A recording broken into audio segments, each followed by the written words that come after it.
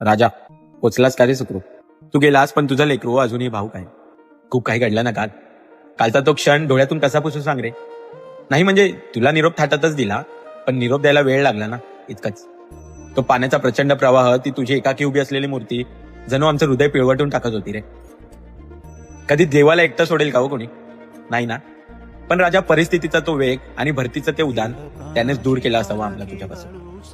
नाहीतर तुझ्यापासून आम्ही दूर राहणार शक्यच नाही रे. किंवा कदाचित आमच्यावर येणारं एखादं मोठं संकट रोखण्यासाठी तू एकटा उभा राहिला असेल, किंवा तुला आमच्यापासून दूर जाणं जड झालं असेल रे, म्हणून तू थांबून राहिला असावास. आणि हा, काल खूप लोक खूप काही गोष्टी बोलत होती. मंडळाने कोळी बांधवांचा अपमान केला, किंवा गुजरातचा तराफा, व्हीआयपीचा राजाने खूप काही. आज या साऱ्यांना उत्तर द्यावंच म्हणाल. पहिला म्हणजे कोळी बांधवांचा मान. मंडळाने कधी रोखलं हो कोळी बांधवांना? कोळी बांधवांचा मान सन्मान हा योग्यतारित्या मंडळ देतच आलाय. आणि कोळी बांधवांचा विसर्जनाचा मान काढून घेतला म्हणजे काही इतकी वर्ष विसर्जन हे तराफ्यावरून होतोय, मग कुठला मान काढून घेतला हो कोळी बांधवांचा? परंपरा हृदयात असते, कागदावर नाही.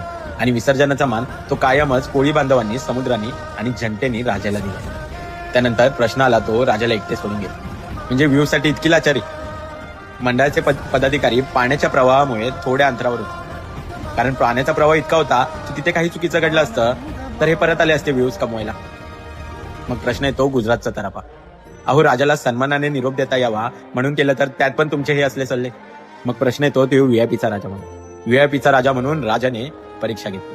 हा व्हीआयपीचा राजा. बरं, हा व्हीआयपीचा राजा वर्षभर सामाजिक उपक्रम करतो, तेव्हा कुठे असता हो तुम्ही? महाराष्ट्रात किंवा भारतात कुठेही काय घडलं तर पहिली मदत लालबागच्या राजाचं मंडळ करतं. तेव्हा पण सगळे व्हीआयपी लोक असावेत.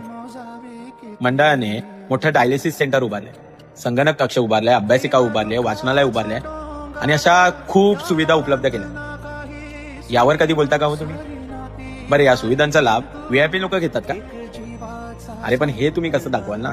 तुम्हाला तर नकारात्मक प्रसिद्धी करून व्ह्यूज कमवायचे आहेत ना. आणि हा, हे सगळे आवाज उठवणारे जेव्हा उत्सवावर संकट आलेलं ना, तेव्हा कुठे होते हो? असो, अशा लोकांना एकच सांगेल, तुम्ही ते टाकताय ना की सगळ्यांनी राजाला जाणं टाळा, माज उतरेल, अशा लोकांना एकच सांगतो, पुढच्या वर्षी दर्शनासाठी मेसेज किंवा कॉल करू नका. आणि येऊ पण नका. निदान राजासोबतचे छान क्षण जगू आम्ही. कारण राजा ही एक अशी भावना आहे जी शब्दात मांडू शकत नाही, तर हृदयातून अनुभवावी लागते. तुम्हाला नाही कळणार हो राजा. बाकी तुम्ही किती ओरडा, राजा हा राजा आहे, त्याचा थाट आणि मान हा तसाच राहणार. आणि हो, सर्वात महत्वाचं, काल या रील्सवाल्यांनी खूप काही कारणं सांगितली राजाला विसर्जनाला उशीर होण्याची. आता खरं कारण सांगतो. राजाला पोचायला उशीर झाला आणि भरतीचं पाणी इतकं जास्त प्रमाणात वाढलं